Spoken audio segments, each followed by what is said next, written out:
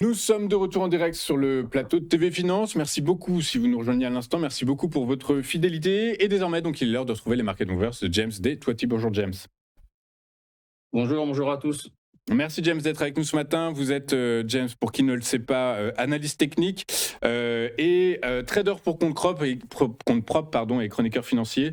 Avec vous, aujourd'hui, on va revenir d'abord dans un premier temps sur Total. Total qui, depuis un mois, a pris plus de 14,5%, alors que le conflit s'enlise, que les Américains massivent toujours des troupes sur l'île de Khark, au large de l'Iran. Est-il judicieux de continuer à miser sur Total, sachant que, selon les analyses, si les Américains prenaient les infrastructures de l'île de Khark, le scénario à envisager serait un baril à $200. Dans ce contexte, vous nous préconisez quoi ? On rentre sur Total, c'est pas déjà trop tard, ou au contraire, c'est encore le moment ? On est sur un plus haut historique, mais en même temps, oui, ça peut être encore possible. Si on regarde le graphique ici, j'ai parlé pure technique, parce que vous avez fait déjà tout en macro.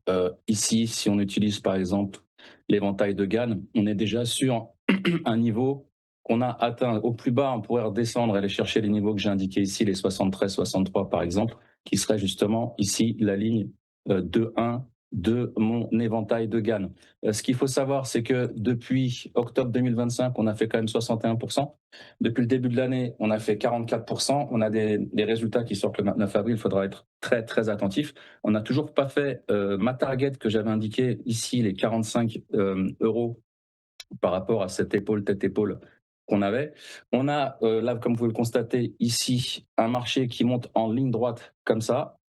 On repart sur le masterclass que je vous ai appris il y a déjà quelques temps, la ligne à 45 degrés, et il y a une convergence, c'est ce que je viens de vous dire, et on pourrait vraiment redescendre ici si le marché devait corriger sur, par exemple, ce niveau-là, les 69, puis ensuite la zone de polarité qui se trouve autour des 64-63 dollars. À la hausse, tout est possible, on peut encore monter en extension autour des 98,07. 92,02, 83, 53 et même plus. Donc, écoutez, on verra ce que le marché nous dit. Mais bon, quand vous avez une envolée comme ça sur le marché, à court terme, ça peut encore monter, mais à moyen terme, je suis plutôt baissier. Donc, j'achèterais des puts. Je mettrais en place plutôt des puts. Et là, dans ce cas-là, je mettrais plutôt ce qu'on appelle des calls synthétiques. Donc, j'achète des puts et j'achète à court terme l'action.